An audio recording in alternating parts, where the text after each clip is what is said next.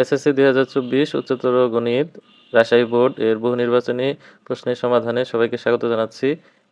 1 নং প্রশ্নটি হচ্ছে, চিত্রে এক্স এবং ওয়াই যথাক্রমে পি কিউ এবং এস আর এর মধ্যবিন্দু, যেখানে পিএস সমান্তরাল হচ্ছে কিউআর।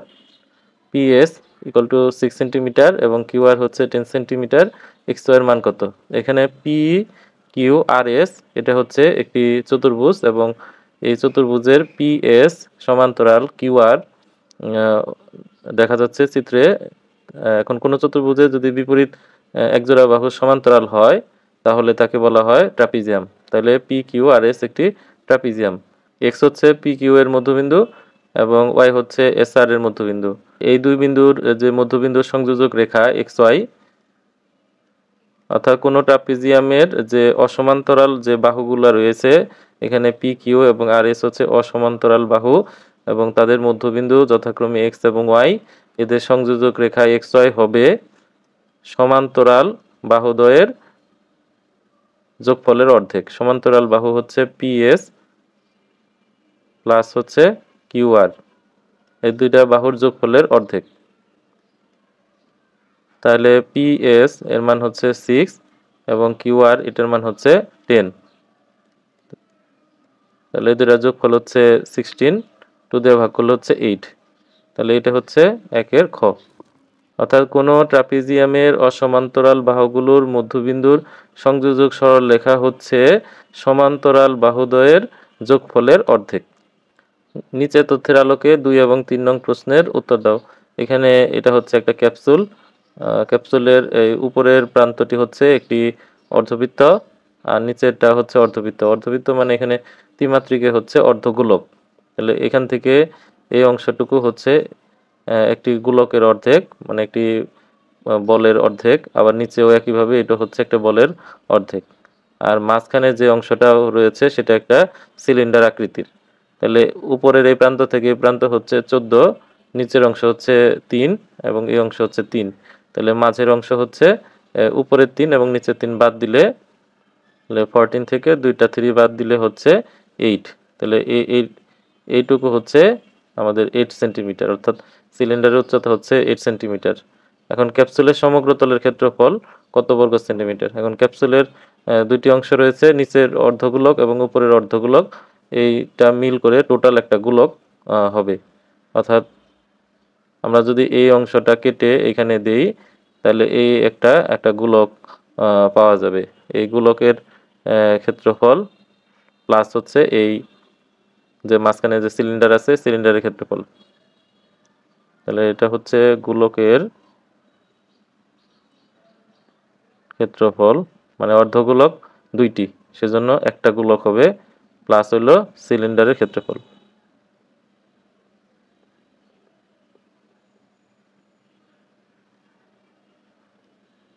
তাহলে গোলকের ক্ষেত্রফল হচ্ছে 4 পাই আর স্কয়ার, এটা হলো গোলকের ক্ষেত্রফল।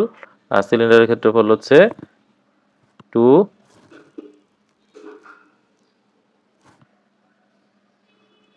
পাই আর এইচ, 2 পাই আর এইচ। অর্থাৎ এটাকে যদি সিলিন্ডারটিকে যদি কেটে আলাদা করা হয় তাহলে এই রকম অংশ হবে।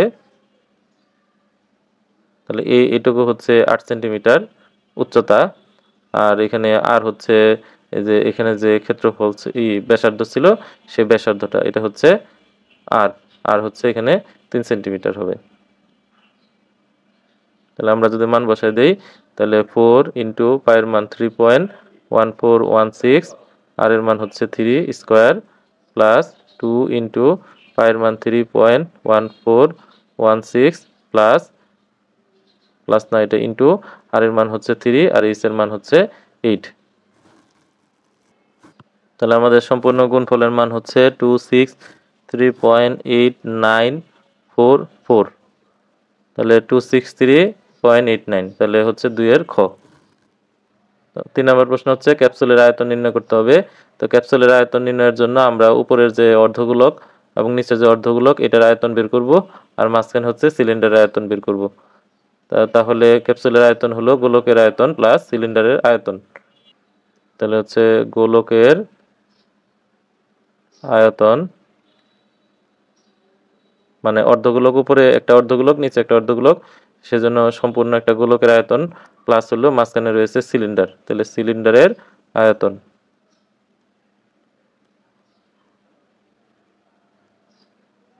গোলকের আয়তন হচ্ছে 4/3 পাই আর কিউব, এটা হচ্ছে গোলকের আয়তনের সূত্র। আর সিলিন্ডারের আয়তন হচ্ছে পাই আর স্কোয়ার এইচ। তাহলে 4/3 ইন্টু পাই 3.1416, আর এর মান হচ্ছে 3 কিউব, প্লাস এটা হচ্ছে 3.1416, আর হচ্ছে 3 স্কোয়ার, আর উচ্চতা হচ্ছে 8। তাহলে সবগুলোর গুণফল হচ্ছে 339.2928। তাহলে এ হচ্ছে আমাদের 3-এর ক। 4 একটি মুদ্রাকে 3 বার নিক্ষেপ করা হলে হেড অপেক্ষা অধিকবার টেল আসার সম্ভাবনা কত? তাহলে একটি মুদ্রাকে যদি 3 বার নিক্ষেপ করা হয় তাহলে এটা হচ্ছে মুদ্রা। তো মুদ্রাকে যখন আমরা এখানে একবার নিক্ষেপ করব, এখান থেকে আমরা হেড টেল পাবো। যদি আরেকবার নিক্ষেপ করা হয় তাহলে হচ্ছে হেড টেল, এখান থেকে পাবো হচ্ছে হেড, এখান থেকে পাবো হচ্ছে টেল। আর তৃতীয়বার নিক্ষেপ করা হলে আবার হেড, আবার টেল, এখান থেকে পাবো হচ্ছে হেড, তারপর হচ্ছে টেল, এখান থেকে আবার হেড, এখান থেকে পাবো টেল, একইভাবে হেড এবং টেল।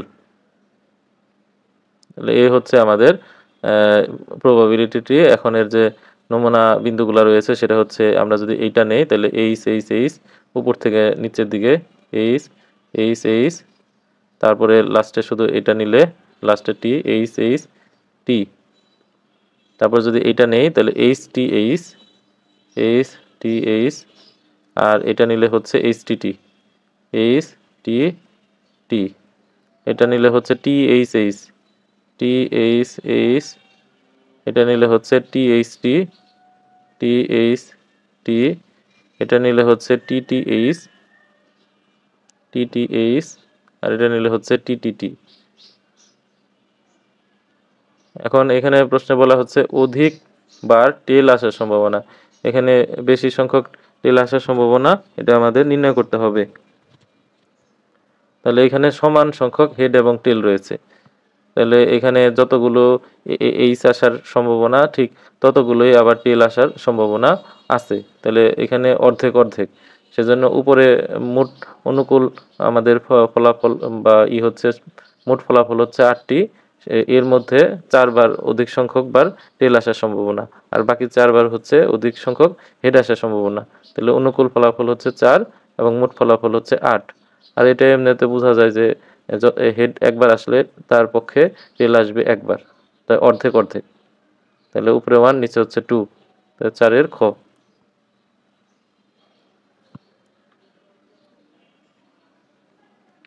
5 নাম্বার, এখানে 2x² - 1/2x³ হোল পাওয়ার 10 এর বিস্তৃতিতে x বর্জিত পদটি কততম, মানে কততম পদের মধ্যে x থাকবে না। ধরে নিলাম যে এটা হচ্ছে r+1তম পদে x থাকবে না, তাহলে r+1তম পদ, এটা সূত্র হচ্ছে NCR। প্রথম পদ, তার পাওয়ার হবে n-r, আর দ্বিতীয় পদ তার পাওয়ার হবে শুধু r। তো এখানে r এর মানটাই বের করলে আমাদের তার সাথে এক যোগ করলে এততম পদ হবে x বর্জিত। তাহলে n এর মান হচ্ছে এখানে 10, এটা হচ্ছে n এর মান। তাহলে 10 CR, তারপর হচ্ছে প্রথম পদ হচ্ছে এই যেটা, তাহলে হচ্ছে 2x², এটা হচ্ছে 10 - r, আর দ্বিতীয় পদ হচ্ছে মাইনাস সহ এটা, তাহলে -1/2x³, তার পাওয়ার হচ্ছে r। এখন x গুলাকে এক জায়গায় গুছানো লাগবে, 10CR, এখানে হচ্ছে 2, তার পাওয়ার হচ্ছে 10 - r, আর x এর স্কোয়ার আছে তো সেজন্য এখানে 2 দিয়ে বাইরের পাওয়ারকে গুণ করতে হবে, তাহলে 20 - 2r, এখানে হচ্ছে -1, তার পাওয়ার হচ্ছে r। আর নিচের মানগুলাকে যদি আমরা উপরে নিয়ে যাই তাহলে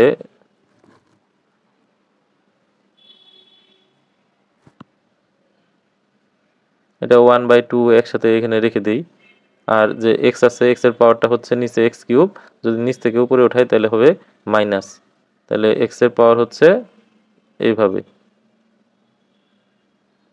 এখন শুধু যদি এক্স গুলাকে আমরা একসাথে করি তাহলে 10c আর তারপরে হচ্ছে এই টুর সাথে কাজ করা যায়, তবে এখানে প্রয়োজন পড়ে না, এটা এইভাবে রেখে দিলাম। এখন এটার সাথে এটা যখন আমরা গুণ করব, গুণের সময় পাওয়ার যোগ হবে, তাহলে এক্স তার পাওয়ার হচ্ছে 20 মাইনাস এখানে হবে 2r আর এখানে হবে -3r। তাহলে এক্স এর যদি বর্জিত হয় তাহলে এক্স এর মান হবে এক্স এর পাওয়ার 0। তাহলে এক্স এর পাওয়ার যেটা আছে সেটাকে যদি 0 ধরি তাহলে 20 মাইনাস 2 এবং 3 এর যোগফল হচ্ছে 5r, এটার মান আমরা 0 ধরবো। তাহলে এক্স এর পাওয়ার 0 হলে এক্স থাকবে না, তাহলে -5r equal to -20।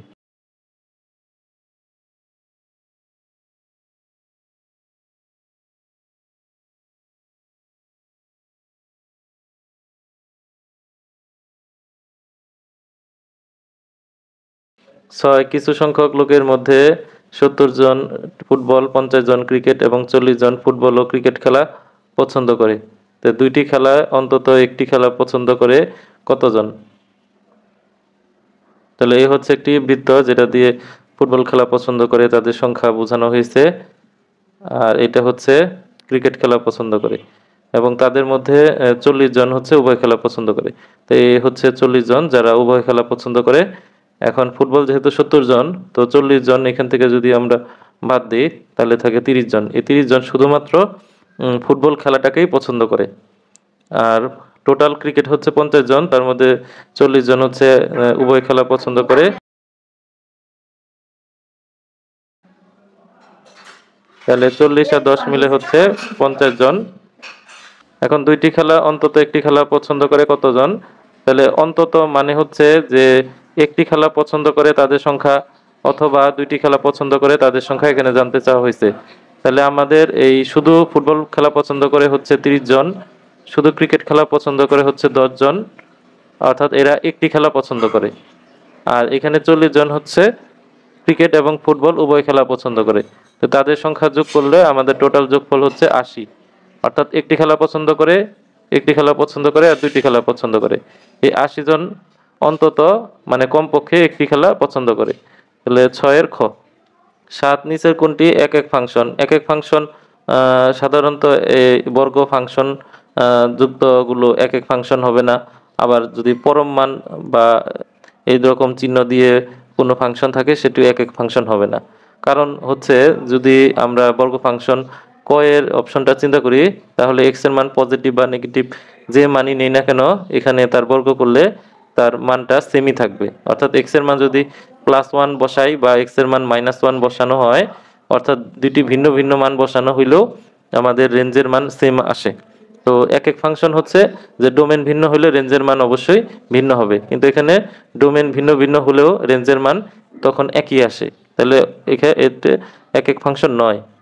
আর যদি পরম মানের ভিতরে আমরা যদি x এর মান 1 বসাই তাহলে হবে 1 - 3,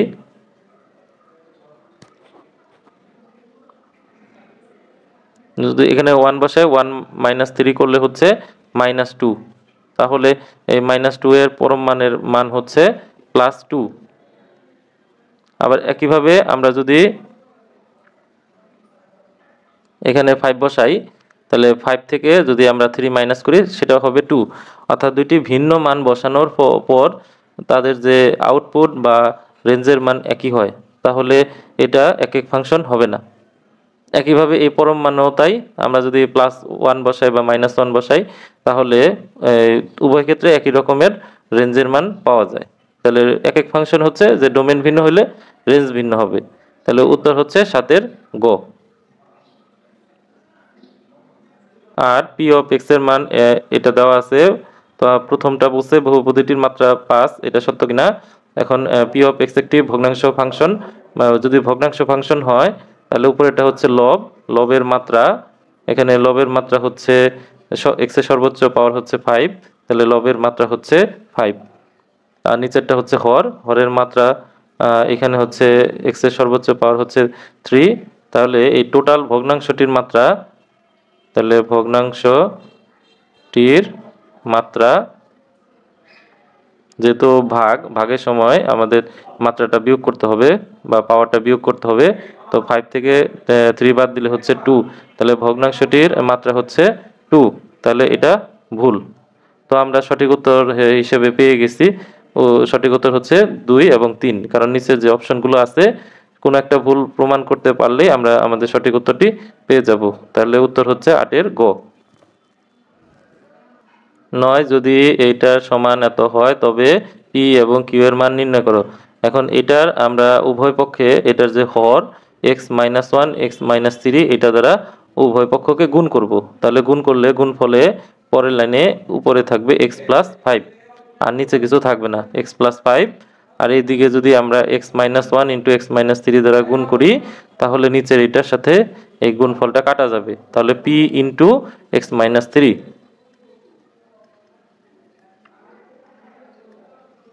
এটার সাথে ভাগ করলে এটা থাকবে হচ্ছে x-1। এখন যদি কিউ এর মান বের করতে চাই তাহলে আমরা এই পি এর মানকে 0 এবং পি এর মান বের করতে চাইলে কিউ এর মানকে 0 করব। তাহলে প্রথমে এক্স এর মান হচ্ছে 1 দিব, তাহলে এক্স এর মান 1 দিলে তাহলে 1 + 5, আর এটা যদি 1 বসাই তাহলে কিউ এর মান 0 হয়ে যাবে, তাহলে থাকবে 6, এটা হচ্ছে -2, -2 দিয়ে দুই পক্ষকে ভাগ করলে পির মান থাকে হচ্ছে -3। এখন একইভাবে আমরা এক্স এর মানটা 3 যদি বসাই তাহলে 3 + 5 = পির মানটা তখন 0 হয়ে যাবে, পির অংশ 0 এবং কিউর অংশ হবে 3 - 1, তাহলে হচ্ছে 8 = 2q বা q = 2 দিয়ে 8 কে ভাগ করলে হচ্ছে 4, তাহলে p -3 আর q হচ্ছে 4, 9 এর খ। 10 সমবাহু ত্রিভুজের পরিবৃত্তের ব্যাসার্ধ হচ্ছে 5 সেন্টিমিটার, ত্রিভুজের বাহু দৈর্ঘ্য নির্ণয় করো। তাহলে আমরা এখানে একটা সমবাহু ত্রিভুজ আঁকলাম, সমবাহু ত্রিভুজ যার প্রত্যেকটা বাহু সমান, যদিও আঁকাটা সঠিক হয়নি কিন্তু এটা একটা সমবাহু ত্রিভুজ ধরে নিলাম। এর পরিবৃত্ত অর্থাৎ 3টি শীর্ষবিন্দু দিয়ে যে বৃত্তটা যাবে সেটা হচ্ছে পরিবৃত্ত। এই পরিবৃত্তের ব্যাসার্ধ, তাহলে এটা এখান থেকে এই পর্যন্ত এর দূরত্ব হচ্ছে 5, তাহলে আমাদের বের করতে হবে এই যে বাহু, এইটা বা এইটা বা এইটা,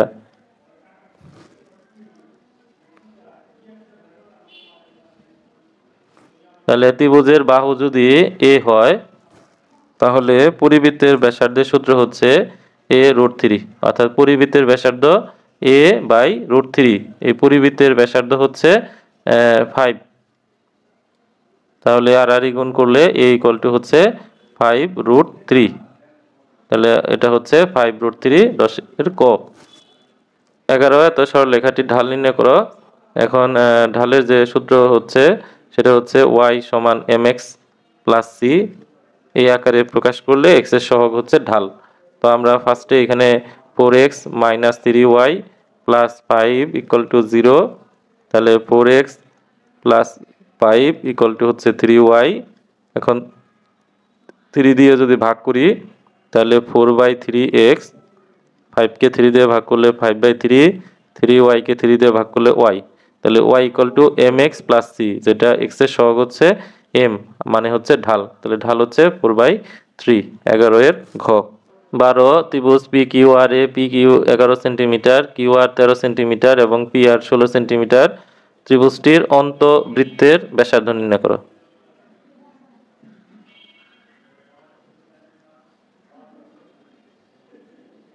তাহলে PQR একটা ত্রিভুজ আঁকলাম, PQ হচ্ছে 11, QR হচ্ছে 13 আর PR হচ্ছে 16, তাহলে এটার অন্তবৃত্ত হচ্ছে এমন একটি বৃত্ত যা ত্রিভুজের 3টি বাহুকে স্পর্শ করে। তাহলে এই অন্তবৃত্তটির ব্যাসার্ধ নির্ণয় করতে হবে, অর্থাৎ এখান থেকে এটার মানটা কত। এখন অন্তবৃত্তের ব্যাসার্ধের সূত্র হচ্ছে ক্ষেত্রফল ভাগ হচ্ছে অর্ধ পরিসীমা, অর্থাৎ ত্রিভুজের যে ক্ষেত্রফল আছে ক্ষেত্রফলটাকে যদি অর্ধ পরিসীমা দিয়ে ভাগ করি তাহলে এই ভাগফলটা হচ্ছে অন্তবৃত্তের ব্যাসার্ধ। এখন ক্ষেত্রফল বের করতে গেলে আমাদের ক্ষেত্রফলের সূত্র s into s minus a s minus b into s minus c, যেখানে এস হচ্ছে অর্ধ পরিসীমা আর এখানে অর্ধ পরিসীমা আমাদের এই তিনটা বাহু যোগ করতে হবে এবং 2 দিয়ে ভাগ করতে হবে। তাহলে হচ্ছে 11 যোগ 16 যোগ 13, হ্যাঁ এই সবগুলো যোগফল হচ্ছে 40। তাহলে অর্ধ পরিসীমা হচ্ছে 40/2। তাহলে এস এর মান হচ্ছে 40কে 2 দিয়ে ভাগ করলে 20 হবে। তাহলে 20 এস, এস এর মান হচ্ছে 20 মাইনাস এর মান হচ্ছে 11, এখানে 20 মাইনাস 16 আর এটা হচ্ছে 20 মাইনাস 13।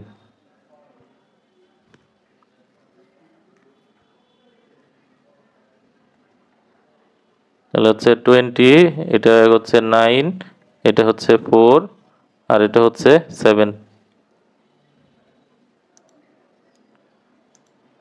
তাহলে আমাদের হচ্ছে 20 ইন্টু 9 ইন্টু 4 ইন্টু 7, 5040। যদি এটাকে রুট করি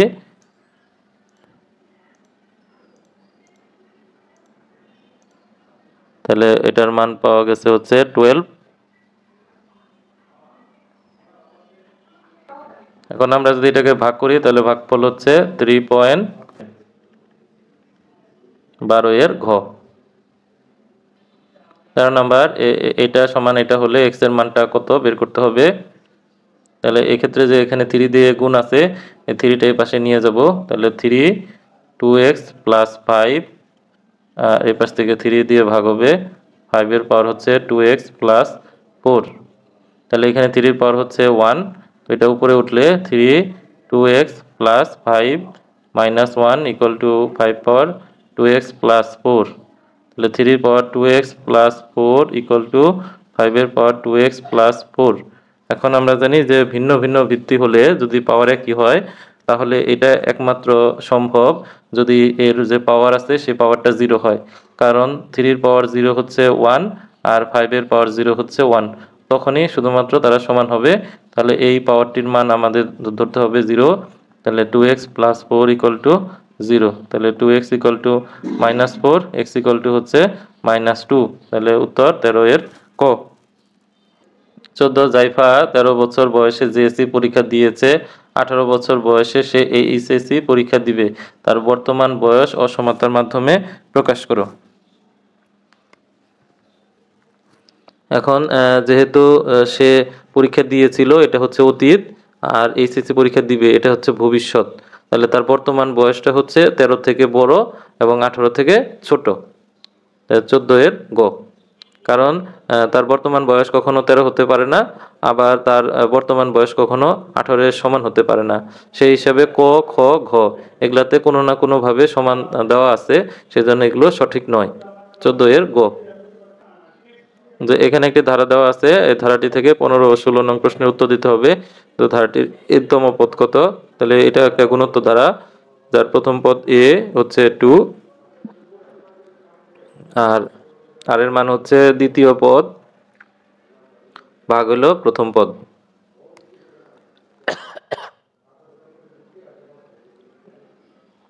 এখন 2 কে যদি আমরা এটা দিয়ে লিখি তাহলে √2 ইন্টু √2, এটার কাটাকাটি গেলে হচ্ছে 3/√2। অর্থাৎ যে কোনো সংখ্যাকে আমরা রুট দিয়ে 2 বার লিখতে পারি বা রুট দিয়ে তার স্কোয়ার দিতে পারি। স্কোয়ার মানে হচ্ছে একই সংখ্যাকে ওই সংখ্যা দ্বারা গুণ করা। তাহলে এনতম পদ কত? তাহলে এনতম পদের সূত্র a r পাওয়ার n-1। তাহলে এর মান হচ্ছে 2 আর এর মান হচ্ছে 3/√2, তার পাওয়ার হচ্ছে n-1। তাহলে আমাদের উত্তর হচ্ছে এইটা। তাহলে 15 এর গ। তাহলে ধারাটির অসীমত্বক সমষ্টি কত? অসীমত্বক সমষ্টির সূত্র হচ্ছে s ইনফিনিটি ইকুয়াল টু হচ্ছে a/1 - r। এটা হলো অসীমত্বক সমষ্টির সূত্র। এখানে এর মান হচ্ছে 2 আর r এর মান হচ্ছে 3/√2।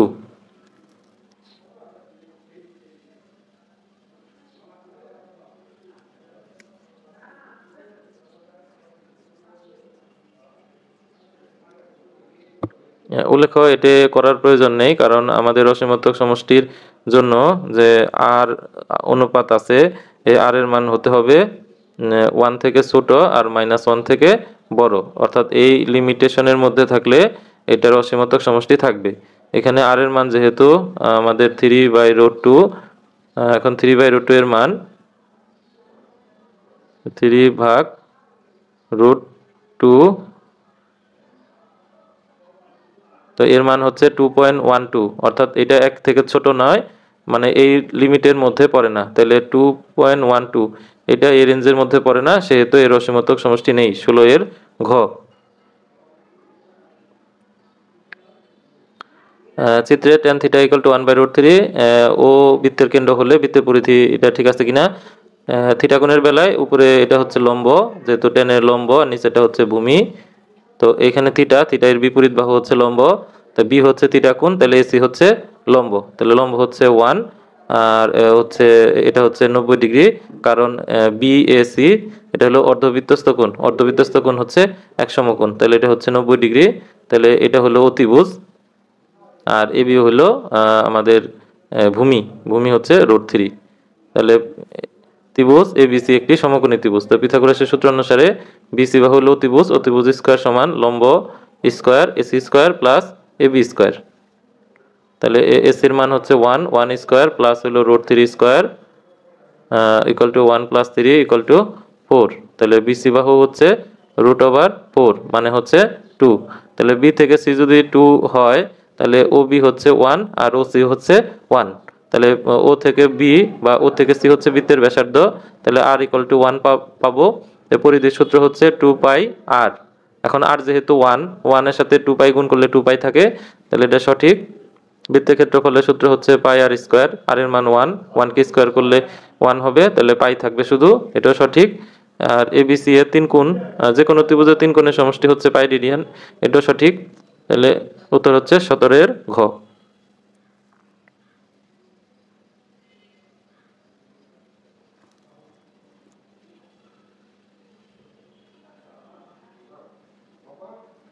18 সকাল 11টা 25 ঘন্টার কাঁটা ও মিনিটের কাঁটার অন্তর্ভুক্ত কোণ কত? এটা হলো ঘন্টা, এটা হলো মিনিট, তাহলে এটা হলো ঘন্টাকে আমরা এইচ হলো 11 আর এম হচ্ছে 25। তাহলে অন্তর্ভুক্ত কোণের যে শর্টকাট সূত্র সেটা হচ্ছে যে 60H - 11M, মানে 60 মিনিটে 1 ঘন্টা, আর 60 হচ্ছে মিনিট, এটা ঘন্টার সাথে গুণ হবে, আর 11 হচ্ছে ঘন্টা, এটা মিনিটের সাথে গুণ হবে, মানে বিপরীতভাবে গুণ হবে। আর এটা হচ্ছে /2 মডুলাস, এটার মান হচ্ছে থিটা। এখন এখানে 60 এইচ এর মান হচ্ছে 11 মাইনাস এম এর মান হচ্ছে 25 ভাগ 2 মডুলাস উপরের গুলা করলে উপরেটা হচ্ছে 385 ভাগ হলো 2, তাহলে হচ্ছে 192.5 ডিগ্রি। 18 এর ক। 19b = 7π/2 হলে cos বি বিটা মাইনাস π/6 এত, এটা ঠিক আছে কিনা। তাহলে cos বিটার মান হলো 7π/2 মাইনাস π/6। এখন π/2 এর সাথে 7 গুণ আছে, মানে বিজোড় গুণিতক, তাহলে cos হয়ে যাবে sin, তারপরে সূক্ষ্ম কোণ বসবে, আর এটা হচ্ছে 7 × 90, 4 5 6 7, তাহলে তৃতীয় চতুর্ভাগে হচ্ছে সাইন নেগেটিভ, তাহলে -½ তাহলে এটা হচ্ছে সঠিক। তারপরে কিভাবে কোসেক,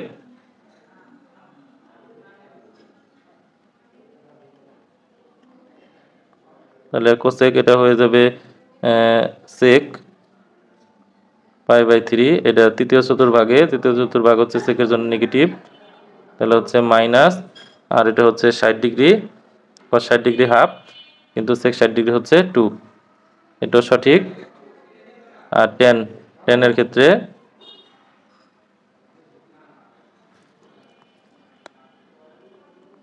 তাহলে tan পরিবর্তন হয়ে হবে cot, এবং এটা হচ্ছে তার নিজের ঘর, তৃতীয় ঘর হলো 10 এর জন্য পজিটিভ, কিন্তু এটা তাহলে পজিটিভ হবে, তাহলে এটা হচ্ছে 1, কিন্তু এখানে আছে -1, মানে এটা হলো ভুল। উত্তর হচ্ছে 1 আর 2, 19 এর ক। 20 y = log 5 ভিত্তিক x এর বিপরীত ফাংশন কত?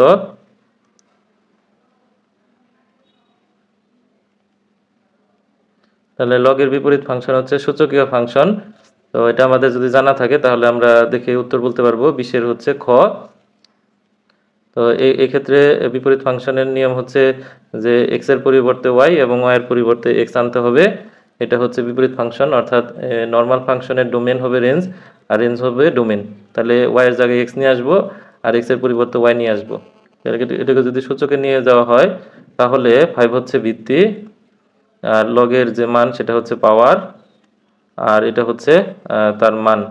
তাহলে 5 এর পাওয়ার হচ্ছে y = x, এটা হচ্ছে এইটার এটা সেম একই।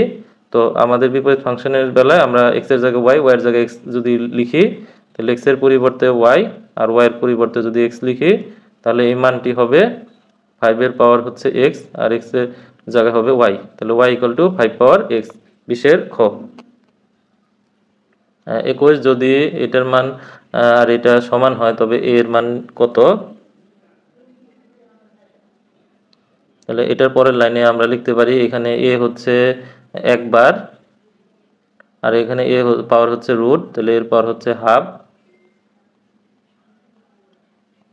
আর এখানে a cube a root a। তাহলে বা এখানে এই দুইটা গুণের সময় পাওয়ার যোগ হবে, তাহলে 1 এবং 1/2, মানে এই দুইটা যোগ করলে যোগফল হবে 3/2। তাহলে a cube a root a।